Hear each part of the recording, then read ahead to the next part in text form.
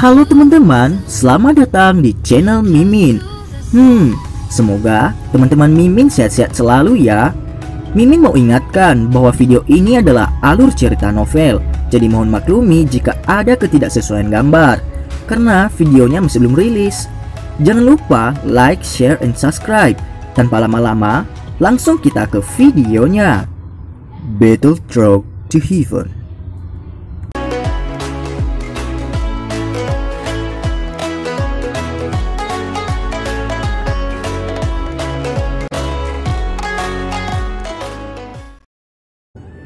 Melanjutkan dari cerita sebelumnya, Xiaoyan mengamati warna hijau subur di luar saat dia berjalan keluar dari pintu menara. Dia merasakan sinar matahari yang hangat yang turun dari langit dan tanpa sadar memiliki perasaan introspektif. Dia membuka kedua tangannya sebelum dia tiba-tiba tertawa pahit. Benar-benar tidak terduga bahwa retreat ini yang bahkan belum sebulan hampir menyebabkan pikirannya terlalu sensitif. Karena penguasa Xuan berat pada dasarnya telah menjadi barang tanda pengenal Xiaoyan saat ini, ia tidak sering membawanya untuk menghemat masalah. Meskipun itu akan mempengaruhi pelatihannya dengan cara ini, itu juga menyebabkan Xiaoyan tidak perlu khawatir. Xiaoyan mengikuti jalan dan berjalan selama hampir setengah jam sebelum dia kembali ke daerah tempat tinggal siswa baru di gerbang PAN. Dia mengamati para penjaga yang berdiri di depan pintu masuk dan tanpa sadar memuji dengan tenang. Benar-benar memang seperti yang dikatakan Xun Er. Gerbang PAN ini pada dasarnya mengalami perubahan seperti siang dan malam. Dengan mengamati auranya, hanya beberapa penjaga gerbang PAN ini kemungkinan bahwa mereka berada di sekitar puncak kelas Doushi. Jelas, cukup banyak anggota gerbang PAN sedang berlatih di dalam menara pemurnian Ki Api Langit selama 1 bulan ini.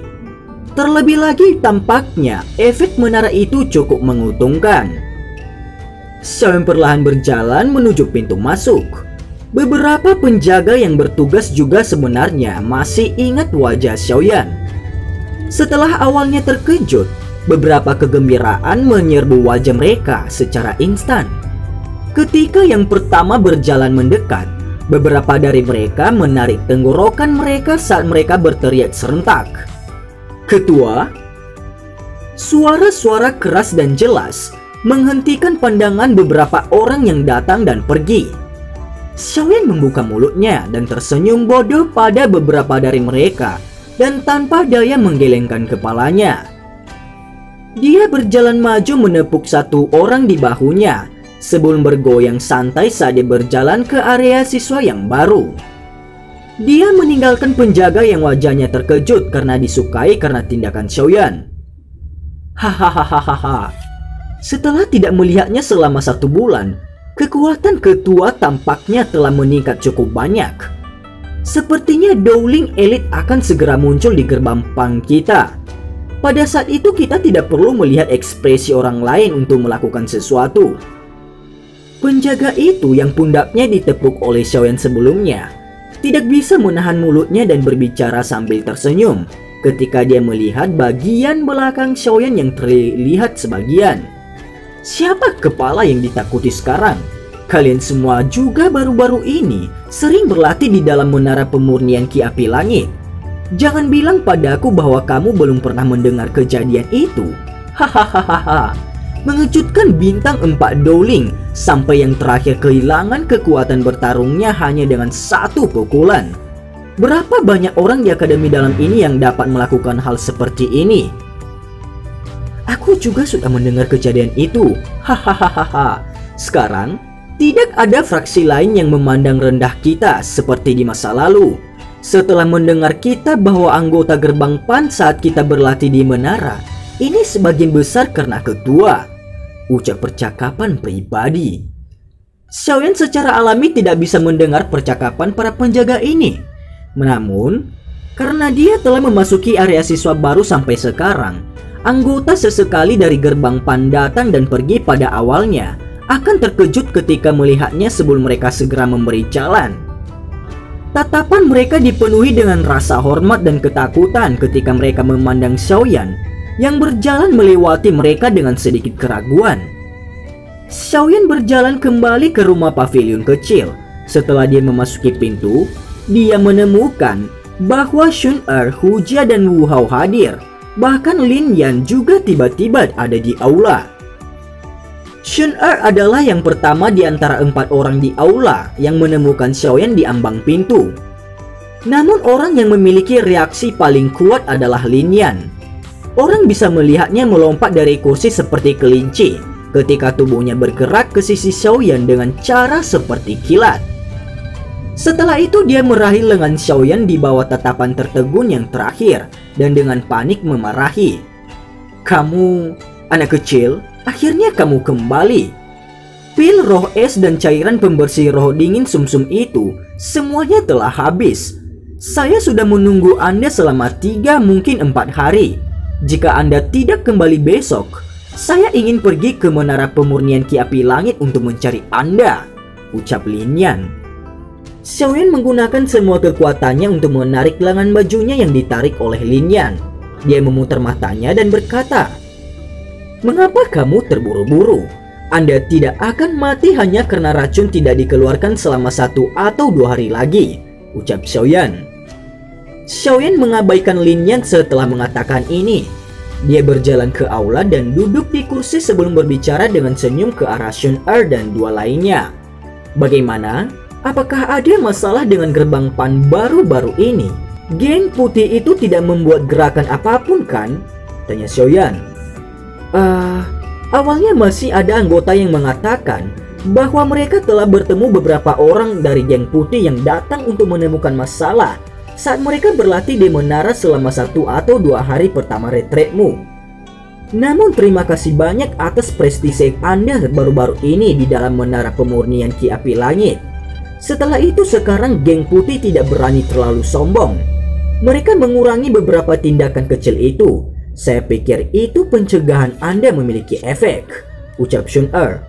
Terlebih lagi saat ini ada cukup banyak siswa yang lebih tua yang merupakan agen bebas yang ingin bergabung dengan gerbang Pan kita.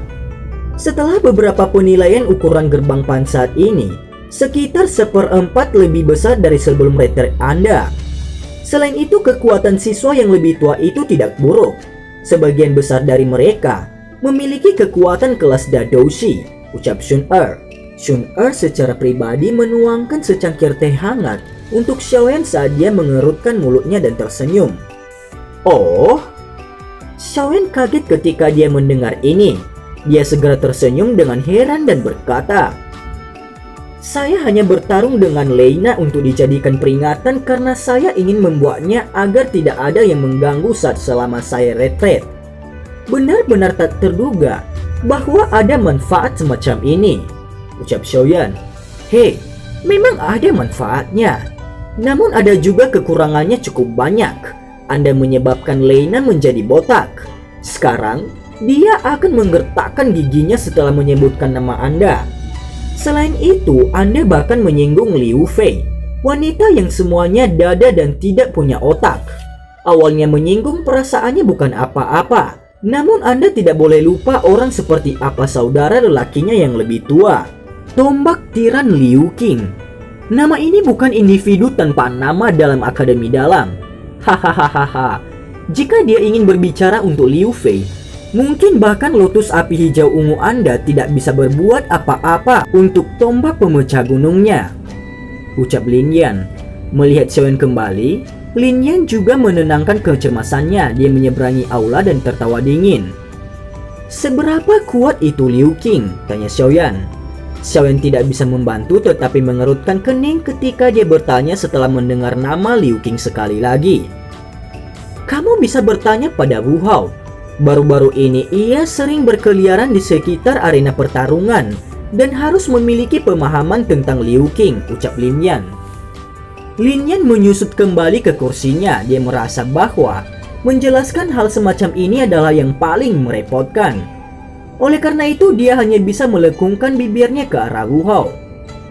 Wu Hao menggelengkan kepalanya, tak berdaya ketika dia melihat tatapan Xiaoyan melesat. Dia merenung sejenak sebelum berkata, Tombak tiran Liu Qing adalah pakar top di antara 10 besar ranking kuat. Seseorang dapat menghitung jumlah siswa di Akademi Dalam yang mampu mengalahkannya dengan jari seseorang. Selain itu, di arena pertempuran, dia adalah salah satu dari sedikit orang yang sangat kuat yang pernah mempertahankan 8 kemenangan turut-turut. Ada cukup banyak orang di Akademi Dalam yang memandang namanya dengan hormat, ucap Wu Hao. Xiaoyan menyeruput teh dangkal dari cangkir teh di tangannya dan diam-diam mengangguk. Dengan kekuatan Wu Hao, dia masih kalah lebih banyak daripada yang dia menangkan di pertarungan arena, di mana orang-orang kuat sama banyaknya dengan awan. Oleh karena itu, Xiaoyan samar-samar bisa menebak betapa sulitnya kemenangan yang disebut 8 berturut-turut itu. Tampaknya bahwa Liu Qing ini memang orang yang sangat sulit dihadapi. Namun Anda dapat yakin bahwa orang itu tidak punya waktu untuk membantu berbicara untuk Liu Fei untuk saat ini. Dalam waktu setengah tahun lagi, itu akan menjadi kompetisi besar Akademi Dalam yang diadakan setiap 5 tahun sekali. Dia saat ini menghabiskan setiap hari di balik pintu tertutup. Bahkan jika dia sesekali memiliki waktu untuk keluar dari menara, itu akan memelatih doki skillnya di arena pertarungan. Dengan demikian, dia tidak akan datang dan menemukan masalah dengan Anda sebelum kompetisi besar berakhir. Namun setelah itu, hahaha, akan sulit untuk mengatakannya, ucap Lin Yan. Lin Yan dengan gembira berbicara sambil tersenyum. Kompetisi besar Akademi Dalam? Alis Xiaoyan membentuk garis lurus ketika dia bertanya merasa terkejut. Ada kompetisi ini? Kenapa aku belum pernah mendengar berita tentang itu sebelumnya? Ucap Xiaoyan. Kompetisi akbar ini tidak ada hubungannya denganmu. Ini adalah kompetisi antara para ahli di ranking kuat. Orang biasa hanya bisa menonton kesenangan dari bawah. Karena itu, Anda semua secara alami tidak memiliki kualifikasi untuk mengetahuinya. Lin Yang melengkungkan bibirnya dan berkata, selama seseorang bisa masuk 10 besar dalam kompetisi ini, seseorang akan memiliki kualifikasi untuk menjadi seseorang yang dapat dipilih untuk menjadi penatua. Selain itu, seseorang bahkan akan mendapatkan kualifikasi untuk kesempatan memasuki level ke-9 dan menerima penempatan tubuh seseorang dengan sumber api hati, ucap Lin Yan. Apakah kamu tahu apa sumber api hati itu? Sederhananya, jika seseorang menerima penempaan tubuh seseorang oleh sumber hati api, seseorang akan memperoleh izin yang menuntun seseorang untuk naik ke kelas Douwang, asalkan seseorang bukan seseorang yang sangat sial. Apakah Anda mengerti jika dikatakan seperti ini? Ucap Lin Yan. Lulus langsung ke kelas Douwang? Ketika beberapa kata ini memasuki telinga mereka, mata Huja dan Wu Hao langsung menjadi panas. Dalam pelatihan Doki, kelas Douwang pada dasarnya adalah kelas daerah aliran sungai yang hampir menentang surga. Tak terhitung jumlah orang yang memiliki bakat pelatihan yang cukup baik, terjebak di tepi kelas Dowling dan tidak dapat mengambil satu langkah maju untuk waktu yang lama. Sumber api hati? Dibandingkan dengan mereka berdua, Xiaoyan mendapatkan fokusnya pada kosakata lain. Sebagai gantinya, cangkir teh di kepalanya sedikit bergetar. Beberapa teh terciprat. Xiaoyan dengan paksa menekan keterkejutan di hatinya saat dia perlahan-lahan meletakkan cangkir tehnya di atas meja. Dia mengangkat kepalanya dan bertanya pada Lin Yan.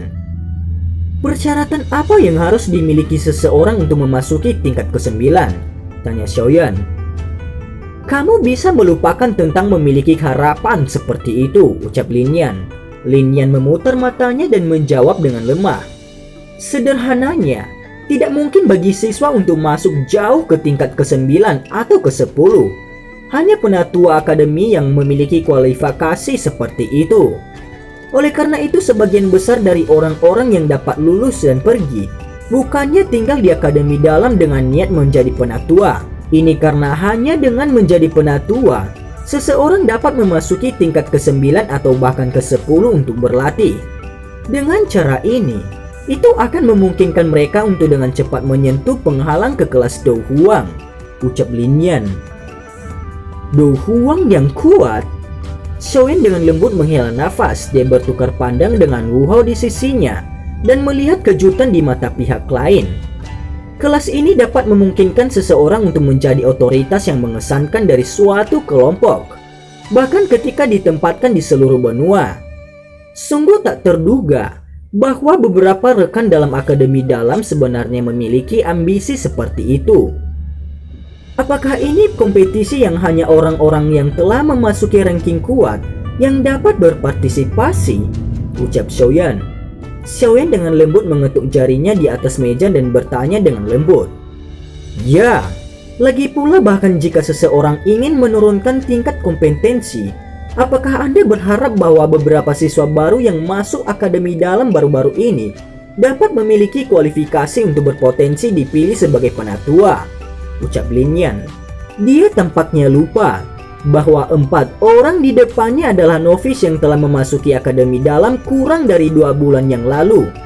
Xiaoyan hanya bisa tak berdaya menggelengkan kepalanya pada lidah setan orang ini.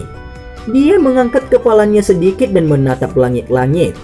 Cahaya di matanya berkedip-kedip tanpa batas. Ini mungkin sebuah kesempatan. Dan cerita pun bersambung. Terima kasih telah mendengarkan Mimin sampai akhir ya. Dan sampai jumpa.